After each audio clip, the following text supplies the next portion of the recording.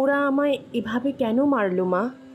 আমি তো যেমন ডিউটিতে যাই সেরকমই ডিউটিতে গেছিলাম, কিন্তু আমি তো জানতাম না যে আজই হবে আমার শেষ দিন। আমি তো আমার জুনিয়রদের সাথে একসাথে কত গল্প করতে করতে রাতের খাবার খেয়েছিলাম। জানো মা, অনলাইন থেকে অর্ডার করে আনিয়েছিলাম আমার প্রিয় খাবারটা, ওটাই আজ খেয়েছিলাম।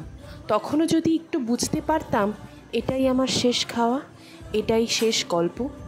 ডিউটির বাঁধনে আমি যখন ক্লান্ত হয়ে গেলাম মা, আমার দু চোখ ঘুমে বন্ধ হয়ে যাচ্ছিল, শরীরের ক্লান্তি মেটাতে গেলাম। তখনও যদি বুঝতে পারতাম মা সারাদিনের মতো বিশ্রামে চলে যাব, তখন ভোর রাত্রে আমি ওয়ার্ডে একা।